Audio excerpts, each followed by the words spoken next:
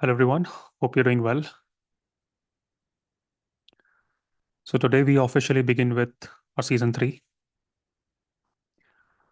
But before we do the honors, can anyone quickly recap season 1 and season 2 in 300 seconds?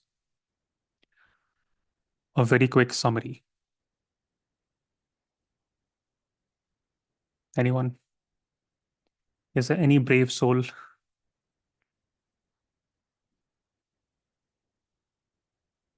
who's been regular, done the revisions?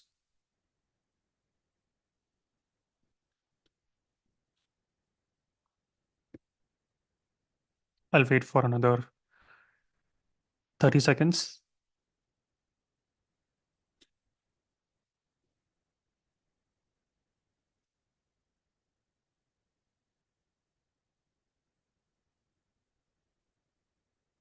Okay, there are some of you. Good to know that.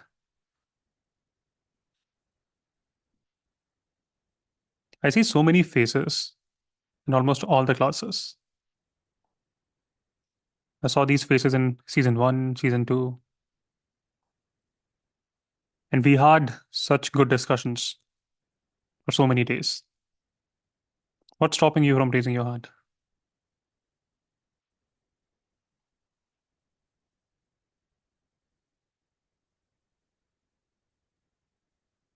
And please, all the others, Anandata, Simran, Suchit, everyone else, please have your cameras on.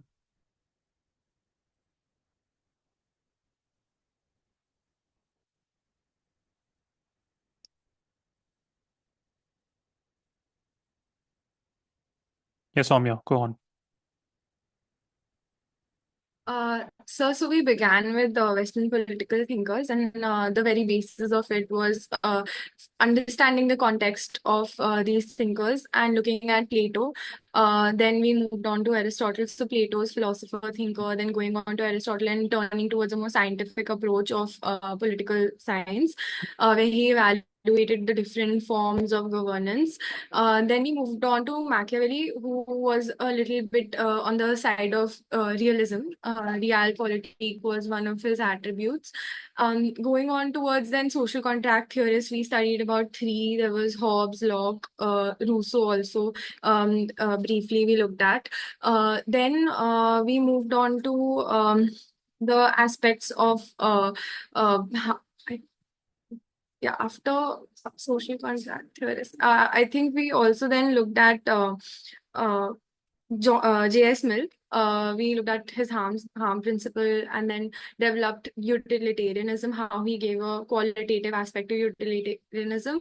And lastly, we looked at Hannah Arendt, and that was a very important contribution to the idea of political philosophy and benevolity of evil. Then there was the introduction of Indian political thought, and we looked at various thinkers there as well. So we started looking at, say, Sir Syed Ahmed Khan, his contributions to the idea of political thought in India. We also looked at Aurobindo Ghosh, who is sort of blending traditionalism with Sanatan Dharma and the universality that Dharma has. There's also Gandhi, who brings in a lot of different attributes of Swaraj, as well as Swadharma and ideas which remain relevant today as well. We also looked at Ambedkar's philosophy, and Ambedkar's philosophy being very central to how our constitution also looks at political fervor in the country. And we looked at M.N. Roy, who is a very different who brings a very different sort of approach to the ideas, where he talks about radical humanism. And we also looked at the idea of Dharma Shastra and Danda Shastra. We also looked at the Buddhist philosophies of governance. And yeah, so that's what I can recall.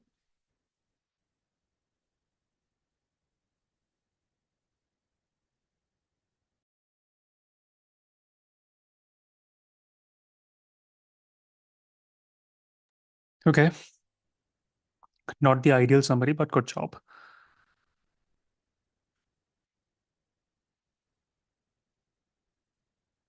Now, to all those who have missed out on season 1 and season 2, or to all those who have been irregular with classes,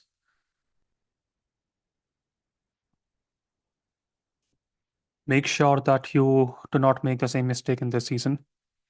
Make sure that you are regular with the live classes for a week at least. Season 3 is going to be very short, and we will try to wrap the season in just 6 to 7 days. But the interesting part is you all will see many direct questions from here. Even if you have missed out on season 1 or season 2, stay regular with these episodes because we may revise many of the concepts of season 1 and season 2 here as well. And of course, once we are done with the live classes, I will advise you to binge watch season 3 whenever you may want to, while having dinner or lunch.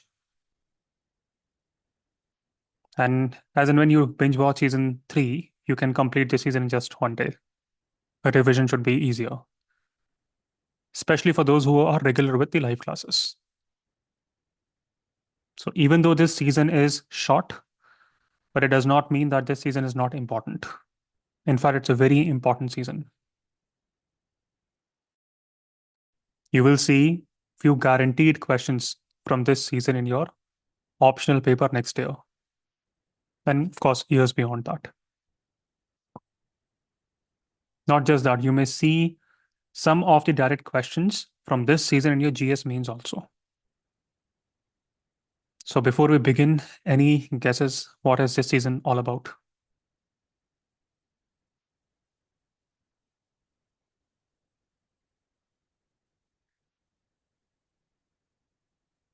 Take a guess, random one. To all those who've gone through the portal, you may know the answer. Rajshri? So this season will be all about political theory, and where we'll be touching upon the nuances of some political thoughts, like for example, liberty, rights, and other stuffs that this political philosophers or thinkers who have actually spoken about that. No. Renuka, thoughts? So maybe it's about Indian freedom struggle, kind of. From the portal, I got to know. Did we write that? Okay, wasn't aware of it. Okay, one last try. Myra? So theories of state, like liberalism, Marxist, pluralist theories of state. Okay, so let's watch a video. Okay, and this will give you some hints.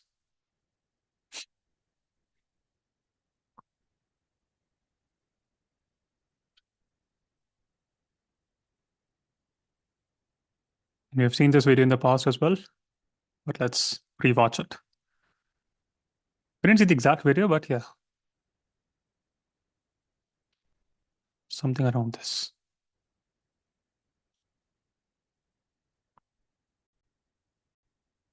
Wir haben ja gedacht, es kommt nie wieder, ja? Und auf einmal ist es doch da. Und die Mauer ist weg, die Mauer ist weg. Die haben wir weg. Aber wir haben die Mauer weggekämpft. Tschüss.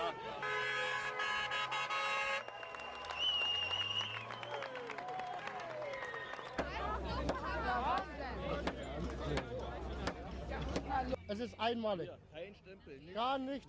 War ja nicht möglich. Blank, alles blank. Großzügig. Erst das kleine Tor und dann die große Tor. War herrlich. Mehr wollte man nicht. Den habe ich mir aber erkämpft hier. Den hebe ich mir auf. Den hebe ich mir auf. Den zeigt meinen Enkel.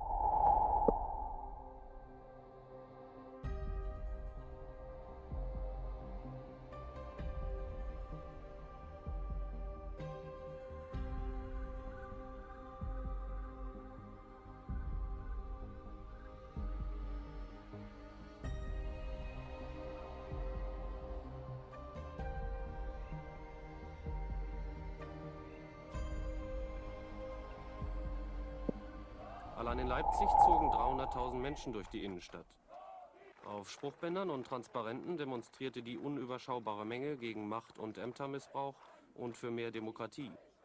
Weitere Forderungen: freie Wahlen, Meinungs- und Pressefreiheit sowie Reisefreiheit. Immer wieder rief die Menge, die Mauer muss weg und Gorbi, Gorbi.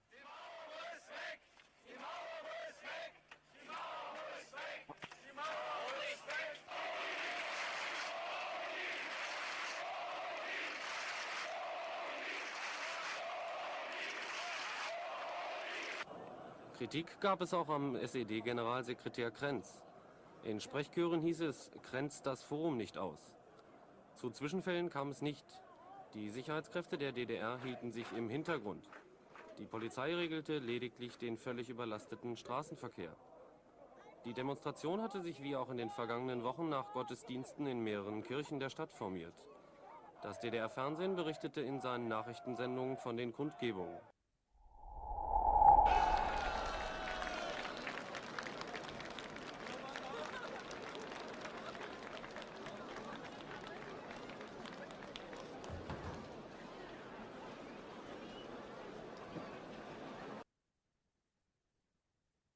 Okay.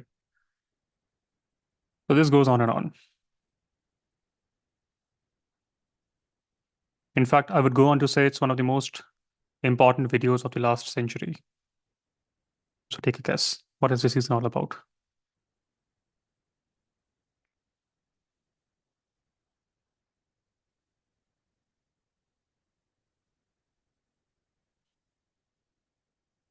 Monica? This is the fall of the Berlin Wall between East and West Germany. It represented the end of Cold War, and we saw this in the Aurobindo Ghosh episode, which also represented how cultural nationalism is a very important part of the revolution. So I will make proactive efforts to ensure that we are showing you videos of certain really important events in the history, because that's how you will remember those events and quote these events in the answers. Others will not do it, but as misfitters, this will become our unique strength in time to come. It will become your second nature. But still, no one has been able to tell me what is this season all about. It's about political ideologies. Okay. The fall of Berlin Wall, November 9th, 1989. It represented one of the most significant turning points in modern history. Why would I say that? Of course, we may say that it's the reunification of Germany, but that's not the only thing, because that event symbolized the collapse of communism in Eastern Europe. Perhaps that event symbolized that the battle of two ideologies almost ended. Liberalism winning it. Whatever you saw in that video, it serves as a very powerful metaphor for a very interesting struggle. What was that struggle all about? That struggle was all about ideologies. It was a struggle for ideologies that dominated much of that century. That struggle was also termed as battle of capitalism versus communism. I know I might sound philosophical here, but that fall of the wall, it was not just about the physical destruction of a wall. physical destruction of wall, that was just one tiny bit of it. The fall of the wall was much more than that. It was the fall of an ideological barrier. Think about this. Think about what I just said so casually. The Berlin Wall, it did not just separate the city, it was a barrier that separated the ideals. It separated the belief systems that governed the lives of millions of people on the other side. We all saw the happy folks crossing from the east to the west, no? Why were they happy?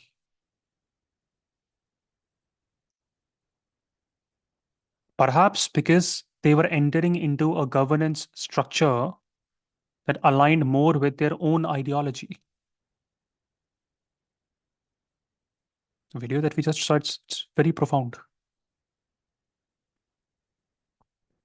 An historic event captured in that historic video, it also led to profound debates on the end of ideology. What does that mean? End of ideology. You will get to know more about it by the end of this season. But yes, end of ideology is a term that you must stumble upon many times. See, the season is all about ideologies. So end of ideology would be at the end of the season. But yes, many scholars, many analysts, they argued that the fall of the Berlin Wall, it signaled the triumph of liberalism and possibly the decline of a competing ideology. So no guesses. Season 3 is dedicated to understanding various political ideologies. Ideologies that have not just shaped our world, but ideologies that have truly transformed our lives. Again, a very interesting statement. So casually made. How can ideologies transform your lives? Any thoughts, anyone? How can that happen?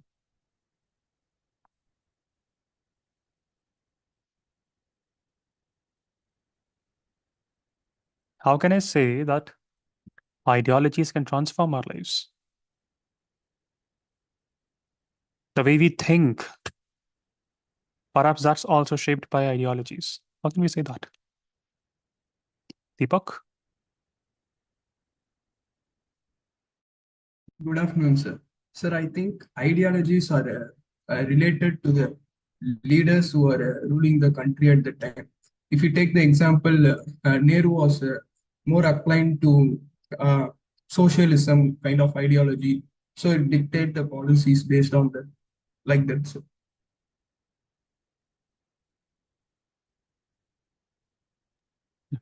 Okay.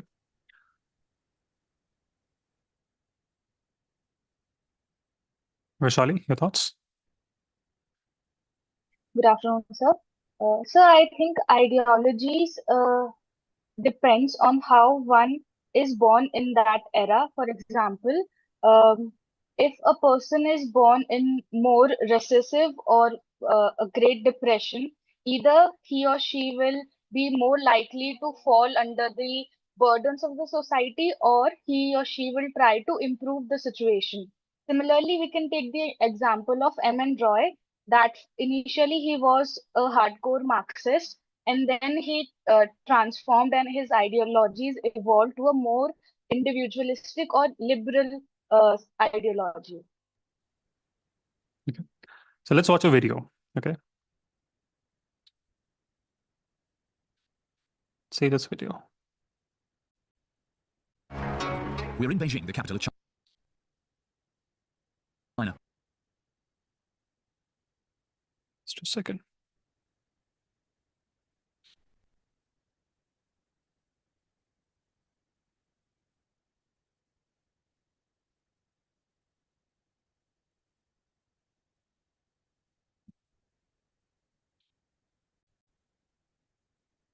Can you all say this?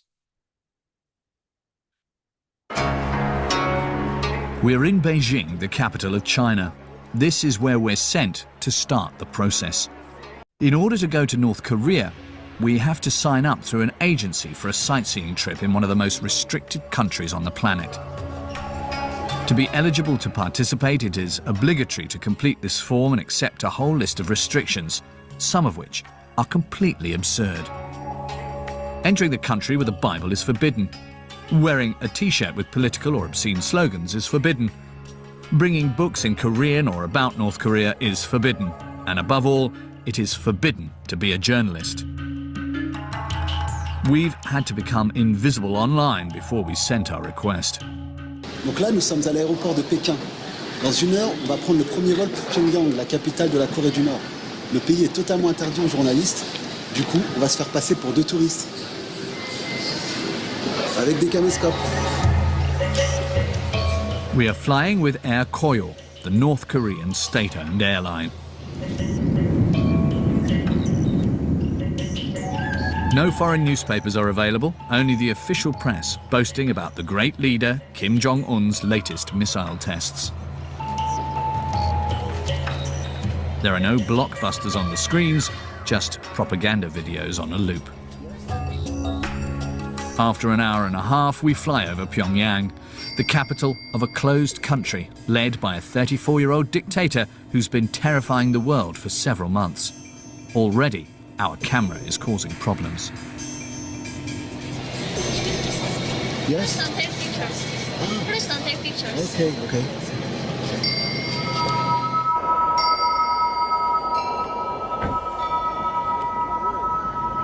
We are part of a group of about 20 tourists. All nationalities are accepted except South Koreans, who are the regime's worst enemies. Through the window, we discover the new face of the country. Kim Jong-un has not only built missiles, modern skyscrapers have also appeared. For 10 days, we will be guided around the country. There is no question of travelling around ourselves. Our trip will be monitored very closely. Don't cut it up, don't chop off. The regulation is do not taking photos of military or military installations. Number 2 is if you have some images of our leaders, and then please keep it well. Don't tear it, don't throw out to the waste box, and don't roll it.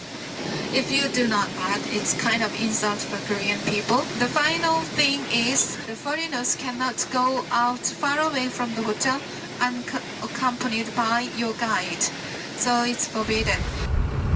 We arrive at our hotel, the only one to welcome foreign tourists, to find our first surprise.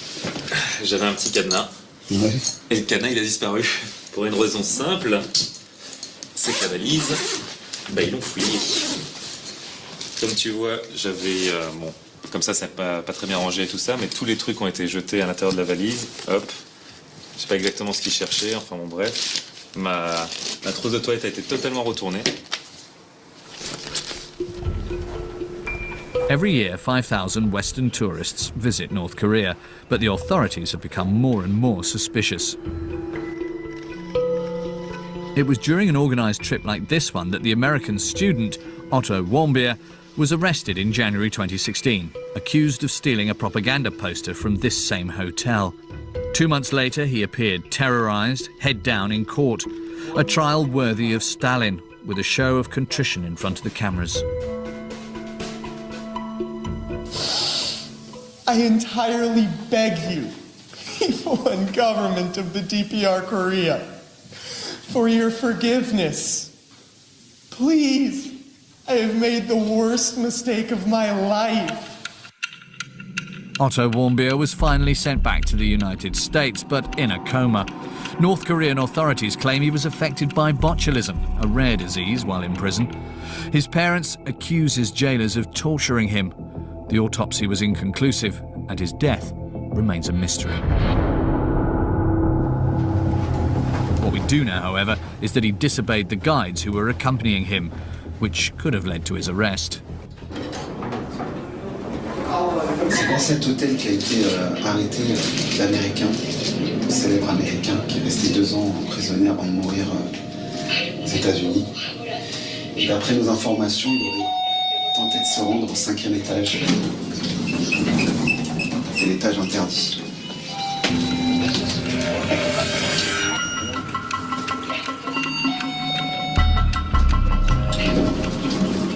Ok, vas-y. Donc comme vous pouvez voir, il n'y a pas de 5e étage. On passe directement du 4 au 6. Le seul moyen de s'y rendre, c'est par les escaliers. Et c'est complètement interdit. It's impossible to know what is on the mysterious 5th floor.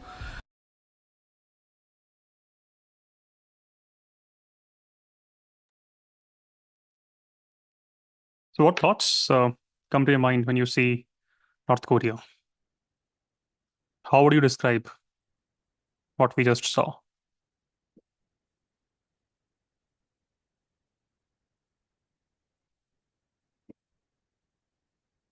Kshitij? So the rulers of North Korea, they want to control every life in their country. Their policy of Juche is their ideology to rule every life. Yeah. We just saw an extreme example of how a nation can be driven by a specific set of belief. And in simple terms, this is what political ideologies are. Political ideologies are a set of beliefs or ideas about how a society should be organized, who should have the power, what's the role of the government. These ideologies will shape the laws, policies, and even the way people think, no? North Korea ruled by a specific ideology, an ideology that promotes extreme self-reliance, centralized power, an ideology where you have to show complete loyalty to your leader. In this system, what happens? In this system, it is the government that controls almost every aspect of your life, your education, your job, media, and even your personal choices. It is this ideology that keeps power tightly in the hands of a few. Not just that, it also justifies and convinces the people that this is fine. We may, of course, find whatever happens in North Korea to be funny. But that ideology in North Korea defines their politics, their culture. Compare this to South Korea. How does South Korea look in comparison to North Korea? No? Once upon a time, it was the same state.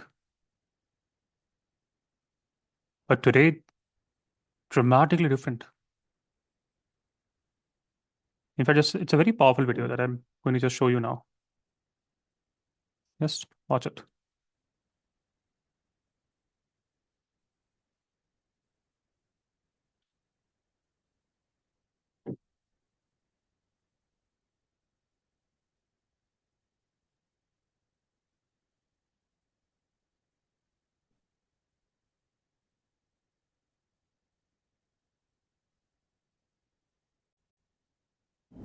One year ago, I went on a strictly guided 7-day tour in North Korea where they took away my passport and didn't allow me to explore anything on my own. North Korea was the weirdest country I had ever visited, and throughout that trip, I kept wondering what life was like in the neighboring South Korea, because it used to be exactly the same country just over 60 years ago. That is why at the end of that trip, I promised myself to visit South Korea this year so that I could compare my experiences in both those two countries. And that is exactly what I did. During the Second World War, Korea was under the control of Japan. When the war ended in 1945, the Japanese forces had to leave Korea, and it was eventually divided into two spheres of influence. The North was controlled by the Soviet Union, and the South by the United States. In 1950, a war broke out between the two Koreas, and it only ended in 3 years, having claimed the lives of millions of people on both sides. Then, Korea was once again split into two along the 38th parallel, which was called the demilitarized zone. When I was sitting on my... And this question came in your prelims examination, 38th parallel. Divide, switch to... So yeah. Plane to South Korea, it has already been over 60 years since the division. And even though I knew the countries had grown apart during this time, I could never have imagined how distant they have actually become. My first glimpse of life in South Korea was the Incheon International Airport. It was one of the biggest airports I had ever seen that was filled with thousands of travelers from all around the world. After an hour-long ride on the metro, I finally reached my hotel, which was a traditional Korean house situated in the center of Seoul. Currently it's 12:30 at night, so there's not much happening, and that is why I'll go straight to bed and wake up early tomorrow morning to explore as much as I can. The next morning, I met up with my friend, jumped on his motorbike, and went for a ride around Seoul.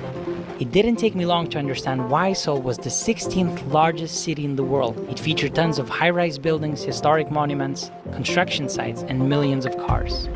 Eventually, we made our way to this tiny amusement park that was situated just a few kilometers away from North Korea. That is an amusement park. That is a big parking lot. That's some sort of a temple. And that is North Korea. A few meters away from the park, they had the so-called Freedom Bridge that basically connects the two Koreas and is almost never being used by trains. Pyongyang, the capital of North Korea, is only 208 kilometers away from where I'm standing right now. This is the fence no one can cross because North Korea is there on the other side. So, what can we see inside? Oh, there's another fence. Okay. So it's still a few kilometers until you reach North Korea, but it's basically just there.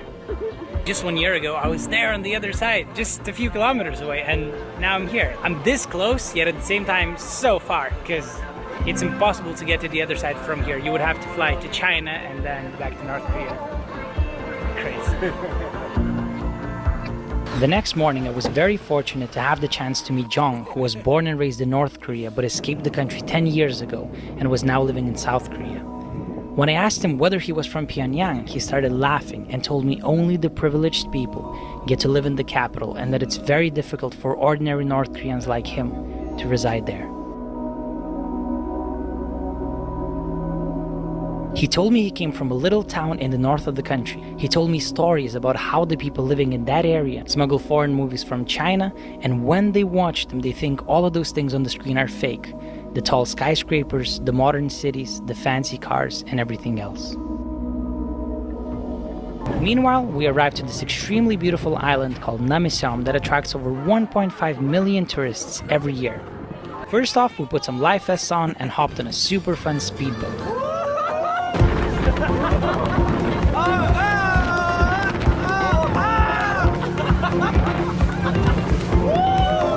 Then, we rented a tandem bicycle and went for a ride around that gorgeous little island.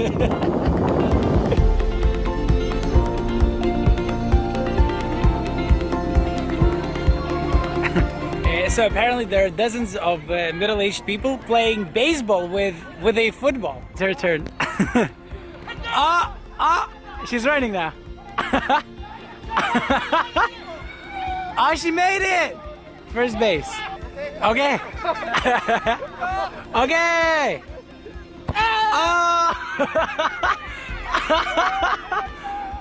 After the game, we hopped back into the car and talked about how Jong managed to escape from North Korea. He told me he was let out of the country by some people smugglers who did it for a $30,000 fee that he had to pay once he reached South Korea. Escaping the country was extremely difficult. Jong had to spend 3 years working on a farm in China until he got all of his papers to get into South Korea. Eventually, we arrived to the Garden of Morning Calm, which was a traditional Korean garden housing over 5,000 different types of plants. The park was filled with gorgeous water ponds, traditional Korean houses, tons of visitors, and a super fun bridge. This bridge is very unstable. Shit. Later that evening, Jong took me to a park where, as he said, only the local people hang out. Being there, I couldn't stop thinking about the park I visited on my last day in North Korea that also happened to be the birthday of their eternal president Kim Il-sung. You see, our guides also told us that we were finally allowed to visit a park where only the local people hang out. When we entered the park, we were surprised to see hundreds of people dancing and seemingly having a good time. That felt a little strange to us because throughout the whole time in North Korea, people seemed afraid to even look at us. And in this park, everyone's suddenly very outgoing and sociable. That's why most people on my guided tour were convinced this must have been staged. And then it suddenly hit me that if Jong had not escaped the country 10 years ago, I might have met him right there in that park where we'd be a few meters away from each other, but couldn't even talk or look one another in the eyes.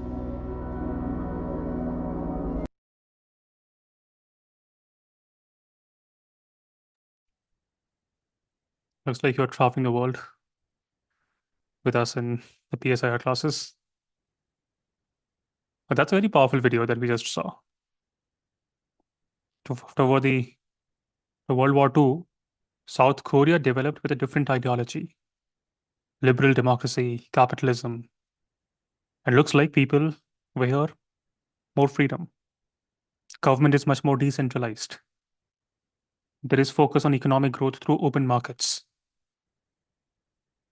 It is this difference in ideologies which explains why the two Koreas, despite being the same country at one point, how they have such drastically different societies today. If anyone asks me why are ideologies important, show this video. Because it beautifully tells us the power of political ideologies.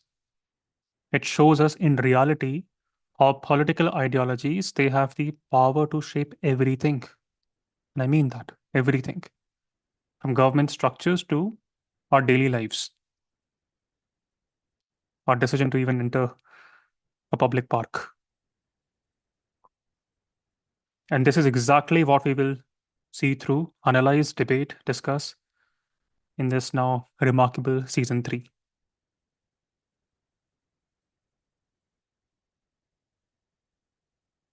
What did we do in the first 2 seasons? In first 2 seasons, we basically explored foundational thinkers, their texts.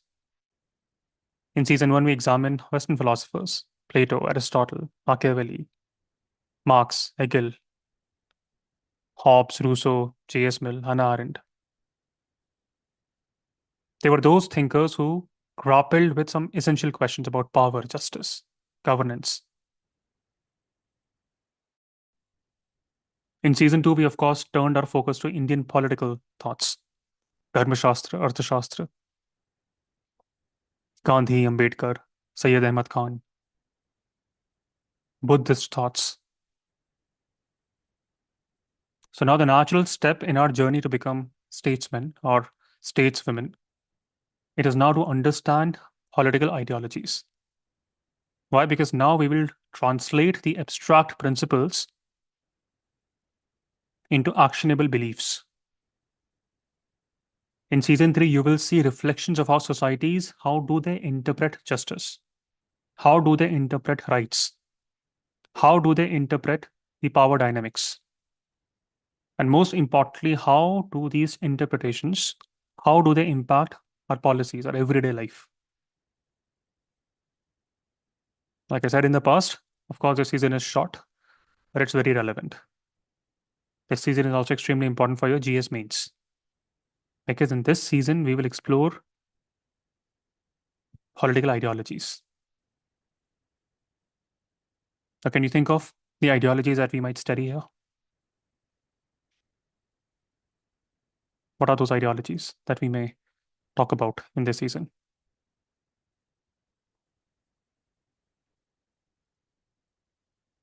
Krishna? The liberalism, capitalism, fascism, communism. Okay. Yeah. We'll start with liberalism. Then, of course, we'll move towards socialism, Marxism, fascism, feminism. And then, of course, we will then end with that debate, the end of ideology. So let's begin with our season 3. And let's do that with our very first ideology called liberalism. You don't have to worry about taking notes. Questions and answers format is how you should prepare for your optional subject. Everything that will be asked in the examination can be addressed. This is how we write our questions and answers. How do we learn those answers? How do we connect the context with whatever we're doing in our classes? Okay, so let's watch a video. And all these videos are extremely critical for your preparation also.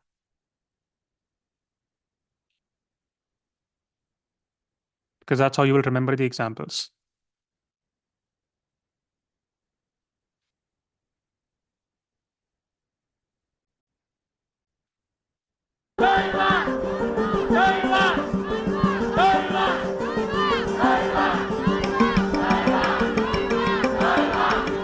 因為我哋已經冇晒退路，我哋太多嘅妥協啦，所以更加要俾佢哋睇到香港人嘅決心。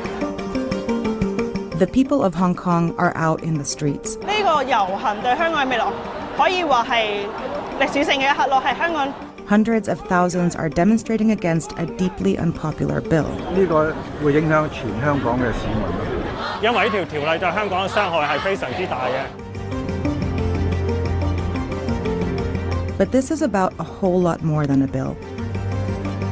It's about the status of Hong Kong and the power China has over it. It's a fight to preserve the freedoms people have here, and it all started with a murder.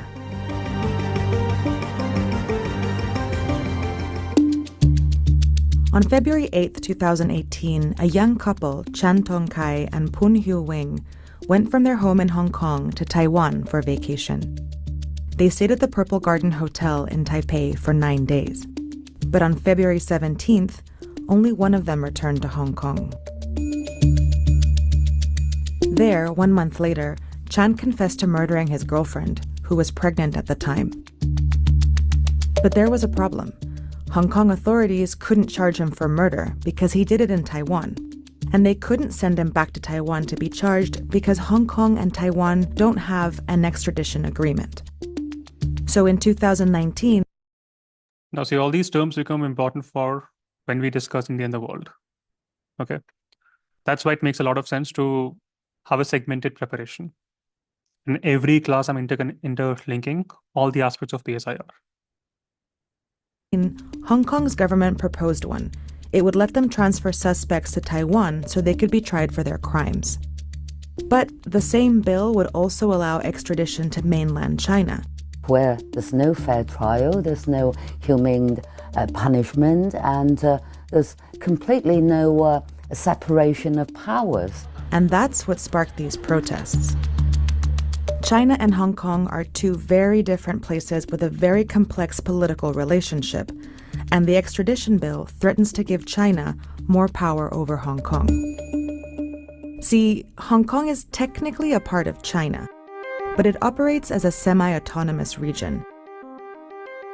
It all began in the late 1800s, when China lost a series of wars to Britain and ended up ceding Hong Kong for a period of 99 years. Hong Kong remained a British colony until 1997, when Britain gave it back to China under a special agreement. It was called One Country, Two Systems. It made Hong Kong a part of China, but it also said that Hong Kong would retain a high degree of autonomy, as well as democratic freedoms, like the right to vote, freedom of speech, freedom of the press, of assembly. And that made Hong Kong very different from mainland China, which is authoritarian. Citizens there don't have the same freedoms. Its legal system is often used to arrest, punish, and silence people who speak out against the state. But according to the agreement, one country, two systems wouldn't last forever. In 2047, Hong Kong is expected to fully become a part of China. The problem is, China isn't waiting for the deal to expire. Under the rule of Chinese leader Xi Jinping, pro-democracy leaders have already been arrested in Hong Kong, and mysterious abductions of booksellers have created a threat to free speech. But Hong Kong has been pushing back. In 2003, 500,000 Hong Kongers successfully fought legislation that would have punished speaking out against China. And in 2014, tens of thousands of protesters occupied the city for weeks to protest China's influence over Hong Kong's elections. Now, Hong Kongers are fighting the extradition bill because the bill is widely seen as the next step in China's encroachment on Hong Kong's autonomy. 因為我哋對呢個中國嘅法律係冇信心。任何一個市民，如果係大陸政權，佢係唔中意你，佢可以用一個任何嘅理由。如果那說難聽點，如果他們條例通過，那就代表香港淪陷。The sheer size of these protests shows you just how much opposition there is to this bill. But if Hong Kong's legislature votes on the bill, it'll probably pass. And that's because of the unique nature of Hong Kong's democracy. For starters, Hong Kong's people don't vote for their leader.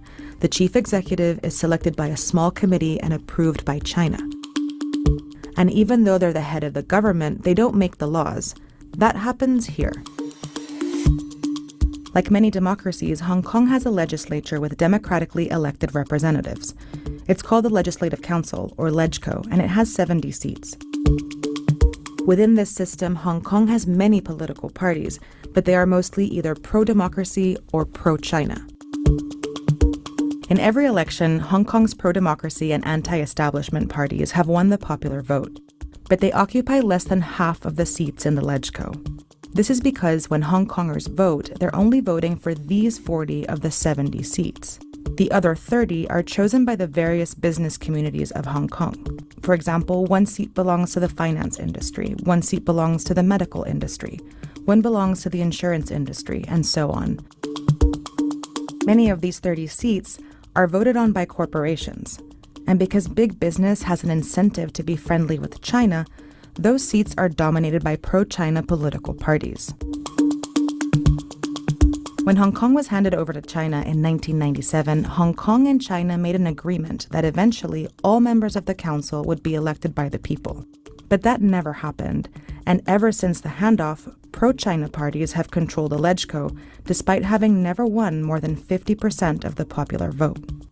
The way it's structured, they want to make sure that the executive branch can have easy control over it, and that would serve Beijing very well indeed. Within this unique structure, the extradition bill has created new tensions and fueled anger among pro-democracy politicians, and it's driven hundreds of thousands of Hong Kongers into the streets. 其实民主的基础本来就是建立在人民上，所以大家都走出来，那你还能不重视这个事件吗？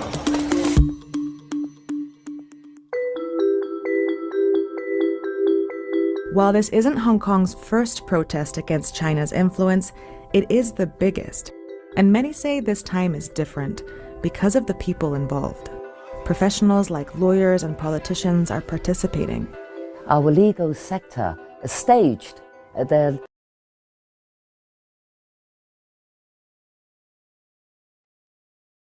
Okay, so what did we see in that video? And how does that tie with our first ideology? Liberalism.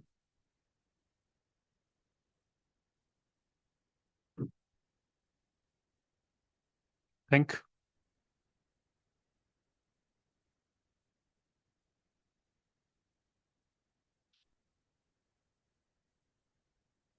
You can make mistakes in my classes, okay? But if you do not participate, it's passive learning. Kundan? Yes, sir. Is it related to Hong Kong would be trying for their liberty because now China is trying to overpower them and take away and end that 2047 agreement before. Sorry, I'm not able to. Okay, no worries. Janani, after you. Good afternoon, sir. So we just saw how liberalism is being portrayed in two different countries, like be it in Hong Kong or be it in China. So we can see how less liberal China is and why Hong Kong is not really willing to be a part of China. And there are pro-democracy, anti-democracy thing that's happening within Hong Kong. So I feel that in a way, the process of attaining proper liberalism is what being showed with the protest that is being happening. So, yeah. Okay.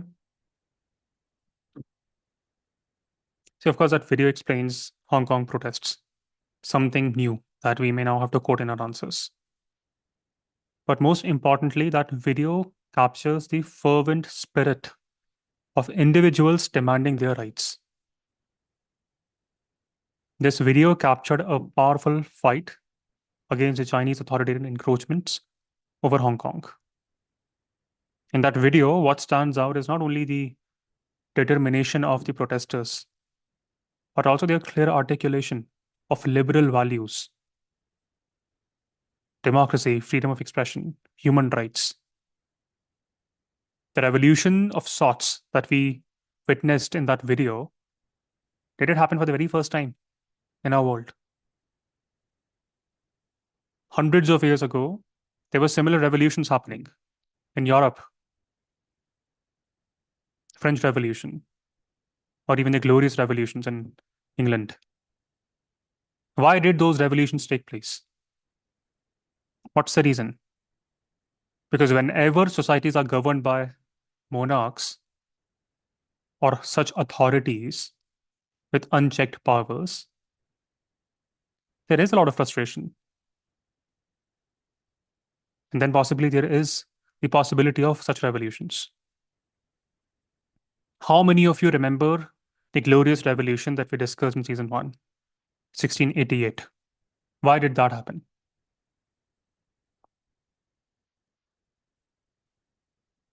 Soumya? So the Glorious Revolution was about the high taxes that were being levied on the land lords, and the rule of the monarch was getting a bit tyrannical. So that led to the consolidation of these classes, and they wanted the monarch to transition into a lesser arbitrary rule. So they signed. 1688 was the time when that took place. Okay. And by the way, don't stress, don't worry about where the discussion is going. Just engage for now. No need to take notes. Just engage. Think what's happening. Because we now will come to a very critical point in some minutes. Glorious Revolution of 1688 was primarily a response to the overreach of the monarchical power. That revolution, it in a way challenged the divine rights of king. How can king be divine? King is also accountable. That revolution asserted that government authority, it should be based on the consent of the governed. Isn't this what John Locke was also suggesting? Keep connecting the season 1 now. It was a glorious revolution that marked a transition from the absolute monarchy to somewhat of constitutional governance in England. And then that revolution may inspire many other democratic movements. Perhaps the ideas of John Locke will find tractions in France, 1789. What happened in French Revolution? Discontent with monarchy, economic inequality, demand for certain rights. Individuals are also important. The ideals of liberty, equality, fraternity, those ideals became the rallying cry that dismantled the aristocratic privileges in France. So it will not be wrong to say that French Revolution, it also established the foundations of the modern democratic thoughts. Both of these revolutions, the Glorious and the French Revolution, and subsequent revolutions thereafter, they represent a profound shift in how power is viewed. Initially, power was just a tool for oppression by those who governed. But then things started changing. Those divine rights were questioned. How can they be the marks of God on earth, the kings? Governments then people started seeing governments as an entity that should protect individual rights. Governments should reflect the will of the people. And if you think about it, that transformation of people demanding for individual rights is remarkable. Government should reflect the will of the people. That transformation is at the heart of liberalism. The video of Hong Kong reflects something similar, no? The protest in Hong Kong echoes the same revolutionary spirit that people might have seen hundreds of years ago in France or in England during the Glorious Revolution. In Hong Kong, protesters are not just demanding political reforms, but they're also asserting their rights as individuals. But it is their right to protest. Can we say that in Hong Kong also we see some influences of John Locke?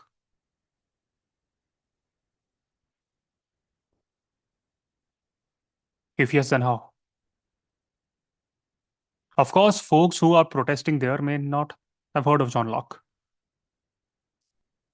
But as students of political science, can we say whatever we are seeing in Hong Kong, there are some remnants of what John Locke wrote hundreds and hundreds of years ago? Krishna? Yes, sir, we can say that because they're demanding for a responsible and accountable government.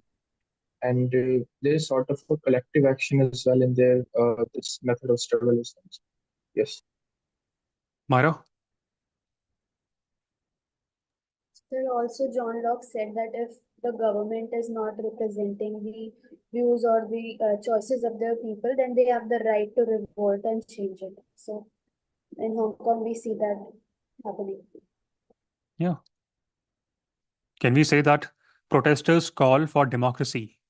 They fight for freedom. Can we say that they were nothing but the direct appeal to the principles that John Locke espoused? What are these protesters demanding? They're advocating for their natural rights, demanding that the government respect their autonomy, the freedom.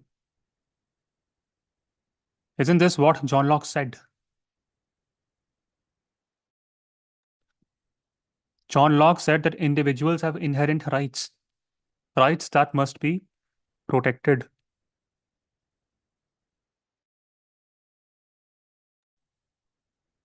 Who was John Locke?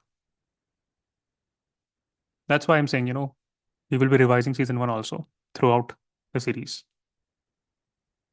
He was someone who argued for natural rights of individuals. Life, liberty, property. He said that government should exist to protect these rights.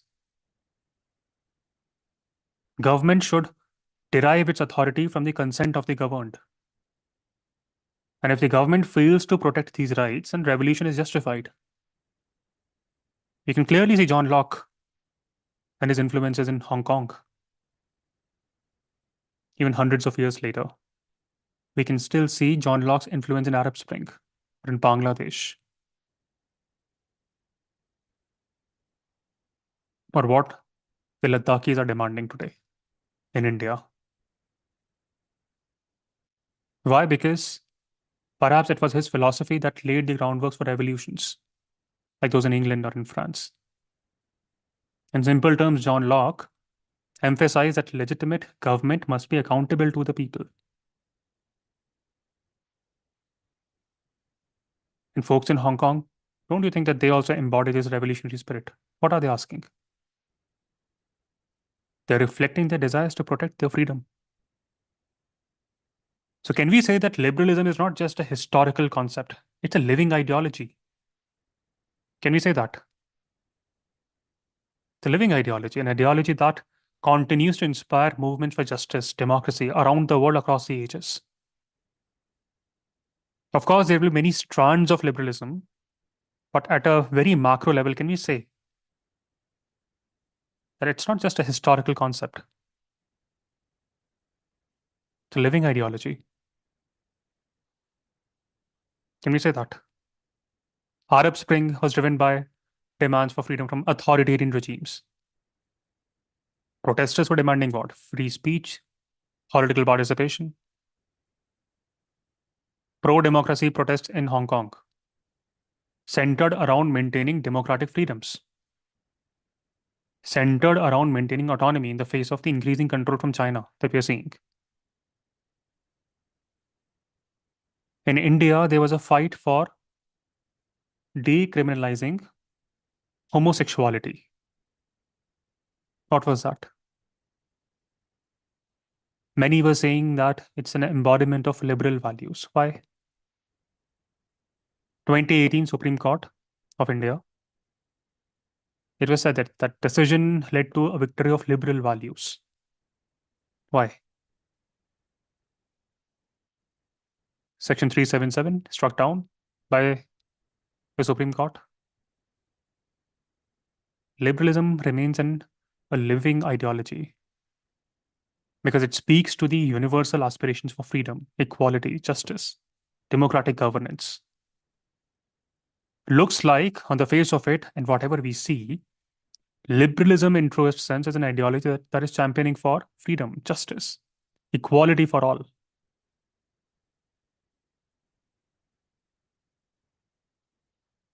On what basis this is founded?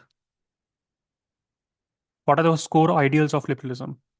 Individual rights. That's what you see in the 2018 Supreme Court ruling. Individual rights. Democratic governance. That's what you're seeing in Arab Spring or in Hong Kong. Equality. Each of these pillars represent a revolutionary spirit, a revolutionary shift also. From where? From the rigid societies that once ruled the world. Just go back to those age of monarchies and empires. Don't you think this idea of liberalism, it was radical and even dangerous? When Arab Spring was going on, folks in Saudi Arabia, they were very scared. What if this goes on and comes to the regions of Saudi or Qatar or UAE? They were dead scared. It was dangerous. Liberalism challenges, I think it began with challenging the divine rights of kings. And along with that, it brought forward the notion that individuals are important. Individual is sovereign, not the ruler. This is the idea that ignited the flames of French Revolution, American Revolution, and innumerable revolutions in the 20th century and even in 21st century. Even today, movements around the world are still fighting for this ideal. Arab Spring, Hong Kong protests. Democracy is not just about election. That's what these protests are proving. It is about ensuring accountability and transparency in the governance. Liberalism challenges this authoritarianism by insisting that leaders be held responsible for their actions. Government serves the people, not controls them. Now let's assume that you go to the classroom. You miss out on all the other episodes that we may have in time to come. Perhaps because you have your examination, UPSC. And with this idea in mind, you go to the examination hall. Of course, in our answers, we have to write critiques also. So basis the power of conjectures, what all can we write about the critiques? Who will criticize this idea? Why would they criticize?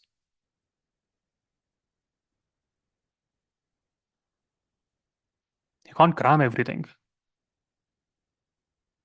So if you were to take a guess, if you were to improve the way you write your answers, who you can quote as a critique of liberalism? All the ideologies that we may study, they can serve as criticism, right? In time to come. Himanshu? Some maybe some communitarians who prefer the role of communities over the individuals, or the Marxists for ignoring the economic inequalities and giving primacy to all the rights to the Marxists could be individuals, used everywhere, right? or the That's feminists. that's a bare minimum you can do.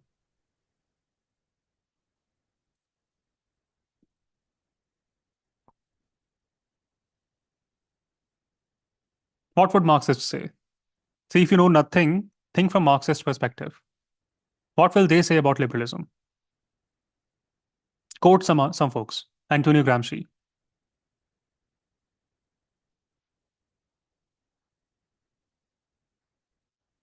Antonio Gramsci might argue that liberalism perpetuates class inequality.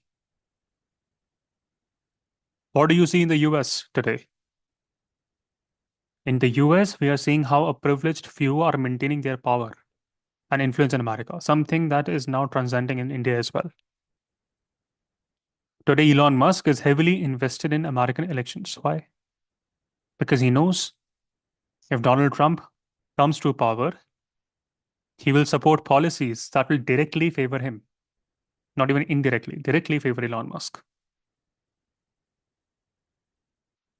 Liberalism, on one hand, is saying that anyone can rise to wealth and influence.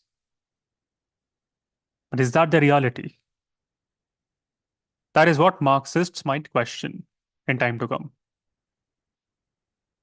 They may say reality is different because only privileged few have the access to resources, network, platforms, and that gets compounded.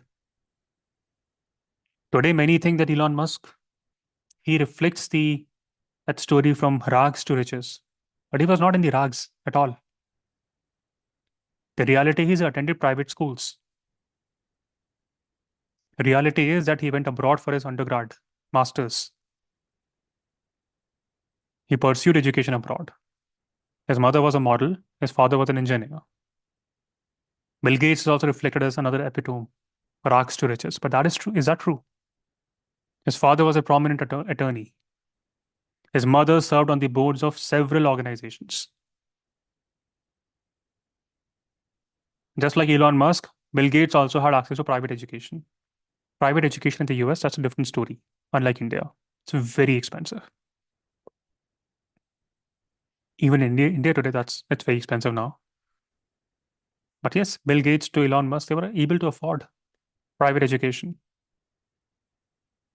It was his early introduction to technology that was pivotal in the case of Bill Gates. Lakeside School, the only school that had computers back then. And then, of course, he went to Harvard. So there are many, many Marxists who will question this.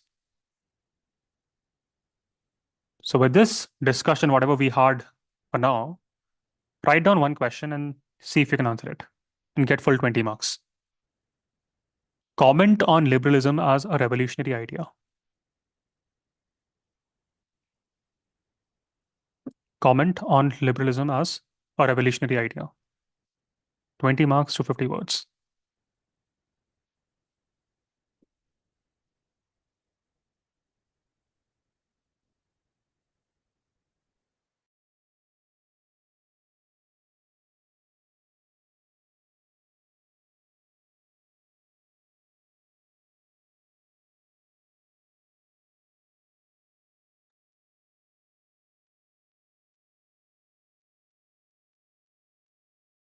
Start with the answer. Tell me how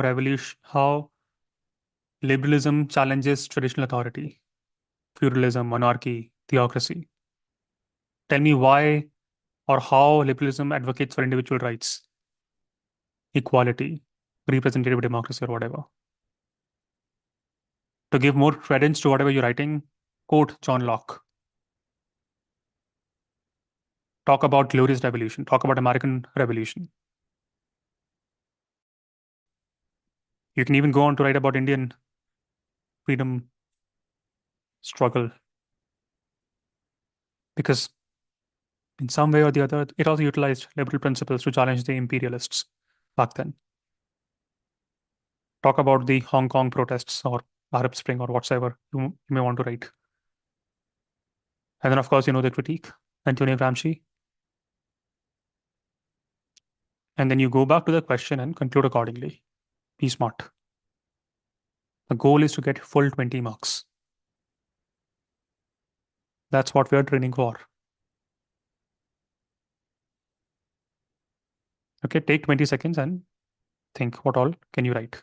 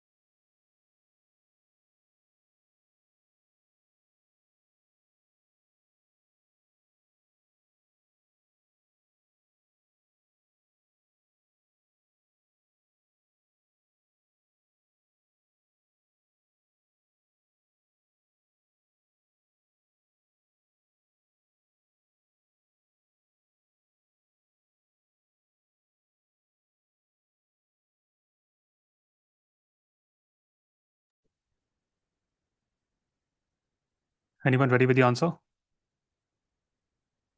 So I can give you all the heavy notes. 7 books, 8 books of notes. I can talk about liberalism for 7 days, 8 days. You may even have a lot of knowledge, but what will you do of that knowledge if you cannot summarize that in under 250 words for a question that is asked in the examination? At the end of the day, you may think, oh my God, I'll know everything. But if you cannot put them in words the way you will be appreciated in the examination hall, what's the point? Purpose is to crack the examination. And that will happen as long as you are scoring beyond 300.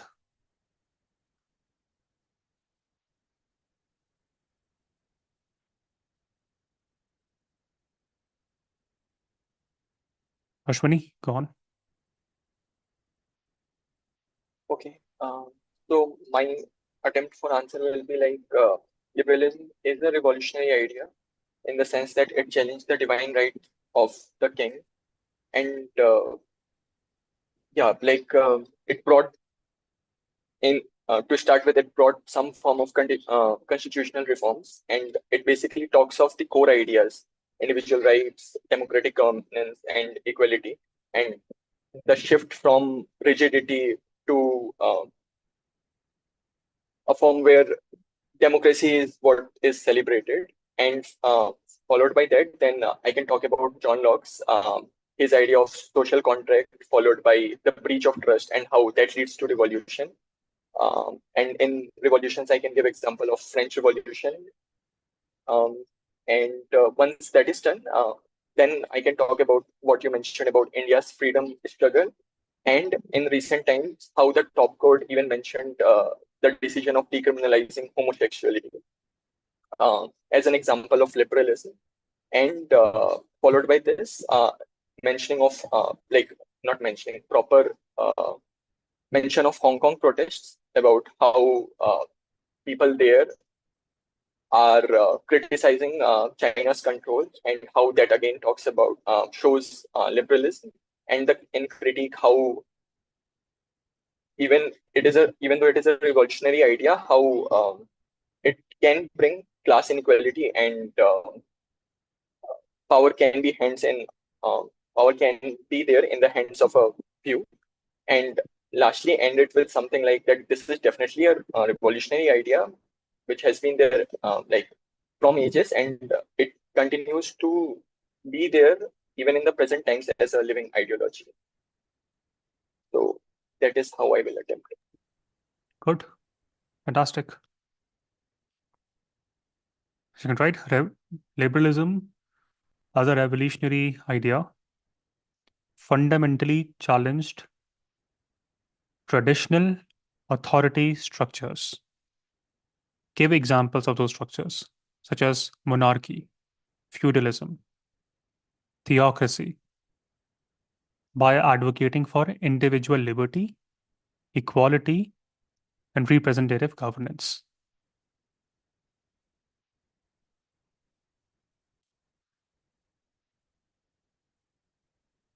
Now you can quote some philosophers that we studied in season 1. Ideally, in this case, talk about John Locke. Makes sense, right? John Locke. John Locke's philosophy of natural rights, write this, life, liberty, and property, laid the groundwork for transformative movements, including the Glorious Revolution, the American Revolution, which shifted power from absolute monarchies to constitutional governance. French Revolution epitomized this revolutionary spirit, where the ideals of liberty, equality, fraternity dismantled centuries of aristocratic rules. In 20th century, liberalism inspired anti-colonial movements across Asia, Africa, which utilized the liberal principles to challenge imperial domination. You can quote Indian movement also if you want. A contemporary manifestation of liberalism's revolutionary essences seen in the pro-democracy protests in Hong Kong, driven by demands for political freedom, human rights,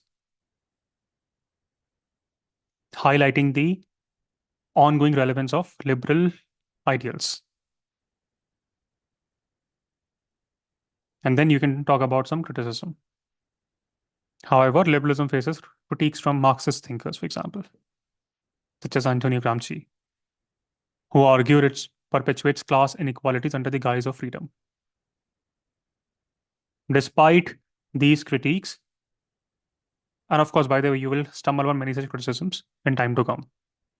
So you can keep on updating your notes. Despite these critiques, liberalism remains pivotal in debates about human rights, justice, democracy, demonstrating its enduring capacity to inspire political transformation. And then you conclude.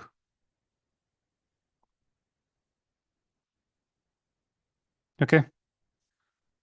Of course, many of you would have thought along the same lines, and that's a good thing.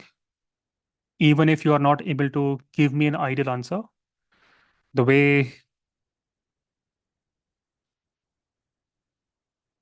Ashwini spoke of, that's also a good way to answer. So good job on that. Tomorrow we'll continue with this journey and wrap up liberalism, and then we'll move towards socialism thereafter. Okay, wish you all the best, and I'll see you all tomorrow at the same time. Okay, good luck.